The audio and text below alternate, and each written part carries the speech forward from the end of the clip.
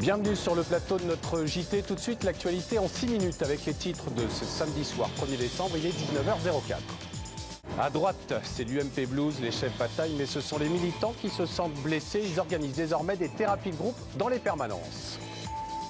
Les permanences de l'UMP servent désormais à des thérapies de groupe pour militants désespérés. Notre ami Julien Arnaud, qui a suivi les 2 semaines de conflit à droite, il va bien, je vous rassure, était de la partie à Boulogne-Billancourt. L'ambiance est bon enfant, mais les militants qui manifestent ce soir-là devant le siège du parti en ont ras-le-bol. Stop au déchirement de l'UMP. Parmi eux, Antoine, 20 ans, que l'on retrouve une semaine plus tard dans ce café en région parisienne. Cet étudiant en droit se dit déçu. C'est vrai qu'il y a beaucoup de colère, mais surtout de la frustration. Et on a beau faire des actions, écrire publier des tweets sur Facebook, les statuts, ou écrire des articles sur nos blogs.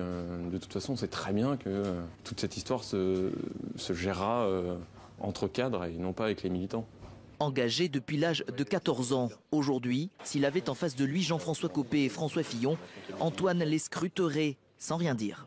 Essayez de voir un peu s'ils perçoivent que cette situation est ridicule ou pas. Ou s'ils sont totalement, ils pensent que leur combat est tout à fait légitime. Mais voilà, je resterai vraiment silencieux, quoi. Mais Antoine l'assure, il reste motivé, pas question de déchirer sa carte UMP. Il compte bien repartir en campagne, très bientôt, pour les municipales.